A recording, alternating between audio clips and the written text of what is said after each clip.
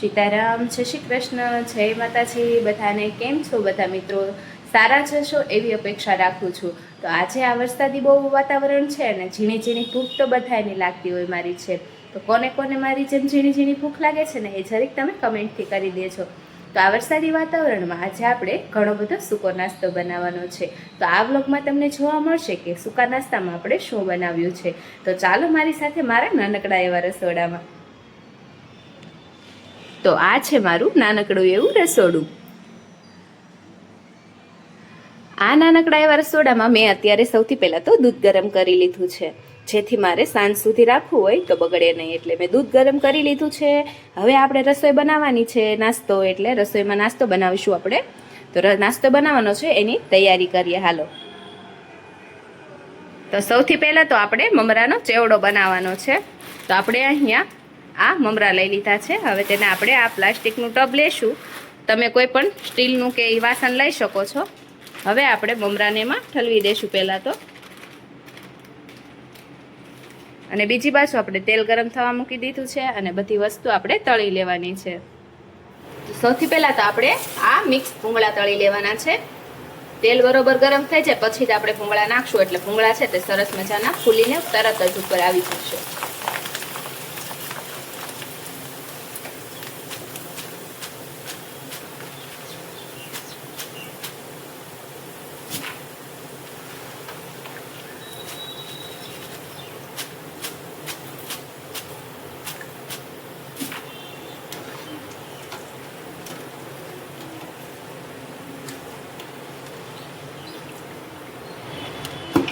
હવે આપણે આ ઝીણી ભૂંગળી લેવાની છે.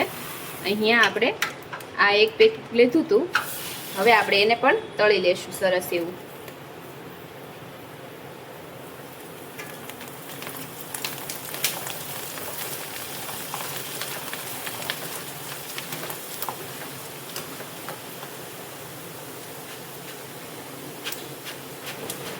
કોઈના ઘરે કાંઈ પણ નાસ્તામાં હોય ને તો ચેવડો પણ હોય ને, તો પણ આ વરસાદ ધીમો ધીમો આવતો હોય ને જો આપણને ભૂખ લાગે એટલે તરત આપણે ચેવડો તો ખાવાના જ છીએ, એટલે સૌથી પહેલા આપણે ચેવડો જ બનાવી લીધો.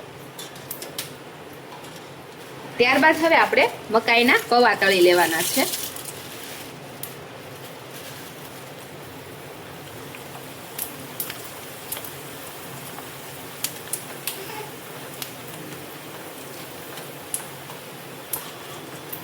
મકાઈના પૌવા સરસ એવા તળાઈ જાય એટલે આપણે એને પણ કાઢી લેવાના છે.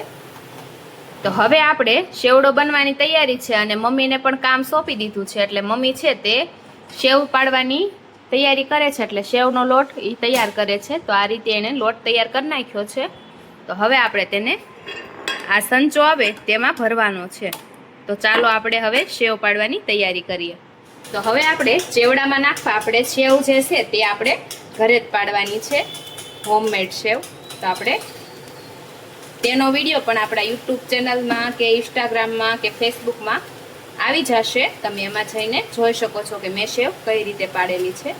બંને સાઈડ આપણે કરકરી થાય ત્યાં સુધી તળાવવા દેવાની છે. ગોલ્ડન બ્રાઉન કલરની થઈ જશે ત્યાં સુધી રહેવા દેવાની છે. તો હવે છે તો આપણી સેવ છે તે એકદમ સરસ રીતે તળાઈ ગઈ છે. તો હવે આપણે તેને આ રીતે ઝારામાં મૂકી અને તેલ છે એ બધું નિતારી લેશું.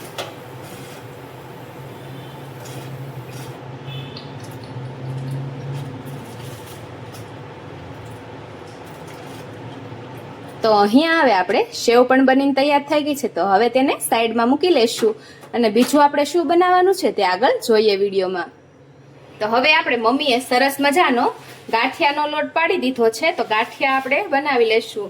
અને આ ગાંઠિયાના લોટમાં મમ્મીએ થોડોક ખાવાનો સોડાઈ પણ નાખ્યો છે અને અજમા પણ નાખ્યા છે, જેથી સ્વાદ છે તે એકદમ સરસ મજાનો આવશે. તો હવે આપણે ગાંઠિયા પાડી લેશું.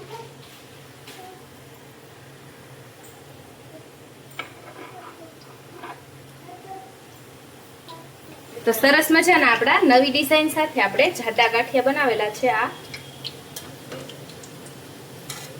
તો આને પણ આપણે ગોલ્ડન બ્રાઉન થાય ત્યાં સુધી તળવાના છે. તો ગાંઠિયા પણ આપણા સરસ મજાના તળાઈ ગયા છે. તો હવે આપણે તેને પણ કાઢી લેવાના છે. એકદમ સરસ એવા પોચા રૂ જેવા ગાંઠિયા બનીને તૈયાર થઈ ગયા છે, જે નાના બાળકોને ખાવા આપી શકાય છે. આ ગાંઠિયા મેં મારા છોકરા માટે જ બનાવેલા છે, એટલે પોચા રૂ જેવા બન્યા છે. થોડાક ખાવાનો સોડા અને અજમા લેવાના, એટલે બાળકોને પણ ભાવે અને ખાવામાં પણ જોરદાર બને છે. તો હવે આપણે સ્ટાર વાળા ગાંઠિયા પાડવાના છે, જે મારા છોકરાને તો ખૂબ જ ભાવે છે. તમારા ઘરે ખાય તો તમારે કરવાના, નકર આ ગાંઠિયાને તમે પણ ખાવ તો સારું. આ ગાંઠિયામાં પણ આપણે સેમ જ તે થોડોક અજમો અને થોડોક ખાવાનો સોડા લેવાનો છે, એટલે સરસ એવા ફૂલી જશે.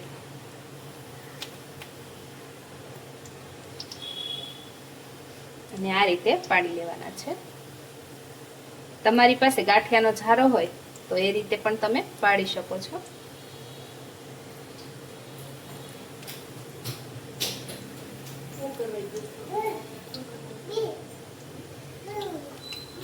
બંને સાઈડ આને પણ ગોલ્ડન બ્રાઉન થાય ત્યાં સુધી તળી લેવાના છે.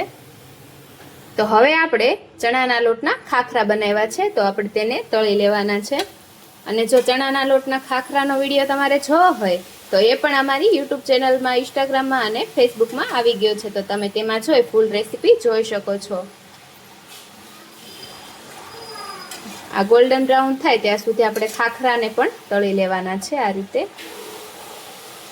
આ ચણાના લોટના ખાખરા છે, એટલે આપણે તેને તેલમાં જ તળવાના છે. આ રીતે ધીમા ગેસે બંને સાઈડ આપણે આ રીતે તળી લેશું. તો અહીંયા બનીને તૈયાર છે સરસ મજાના એવા ચણાના લોટના ખાખરા, જે એકદમ ખાવામાં ક્રિસ્પી અને સ્વાદમાં તો એકદમ જોરદાર બન્યા છે. તો બધાયથી છેલ્લે હવે આપણે ફરસી પૂરી કરવાની છે, એટલે કે મેંદાના લોટની પૂરી. તો મમ્મી સરસ એવો મેંદાનો લોટ બાંધે છે, તો લોટની અંદર એણે આખું જીરું, મીઠું અને તેલનું મોણ આપેલું છે, અને સરસ એવું થોડું થોડું પાણી નાખીને સરસ એવો લોટ તૈયાર કરે છે.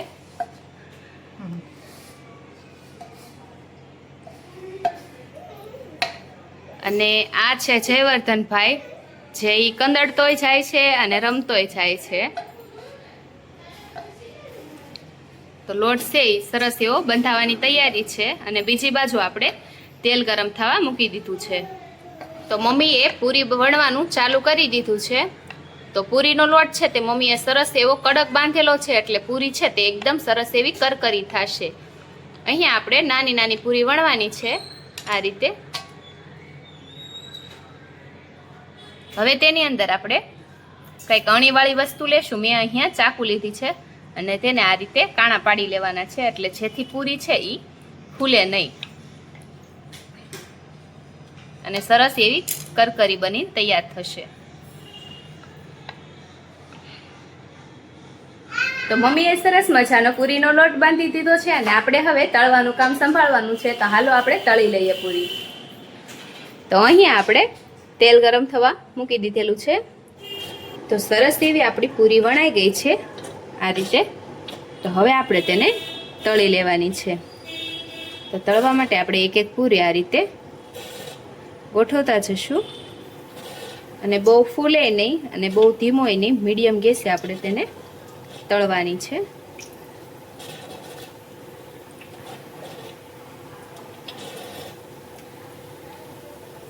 આ રીતે તો પૂરીમાં આપણે આ રીતે જારો ફેરવીને તેને હલાવતું રહેવાનું છે. એકની એક સાઈડ આપણે નથી રાખવાની, આ રીતે હલાવતા રહીશું, એટલે બંને સાઈડ તે એકદમ સરસ રીતે તળાઈ જશે.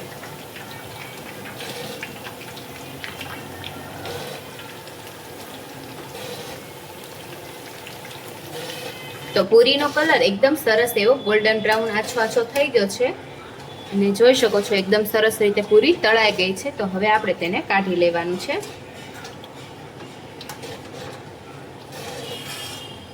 આ રીતે. તો હવે આપણે આ વ્લોગમાં જે જે બનાવ્યું તમને ચાલો બતાવી દઈએ. તો સૌથી પહેલાં તો આપણે આ મમરાનો ચેવડો બનાવ્યો, તો જેને મમ્મીએ છે ને કોથળીમાં પેક કરીને મૂક્યો છે. એ કહે કે જે આ વરસાદ છે એટલે હવાઈ જાહે, એટલે કોથળીમાં પેક કરીને રાખશો તો એ મમરાનો ચેવડો હવાશે નહીં અને એકદમ સરસ એવો કરકરો રહેશે.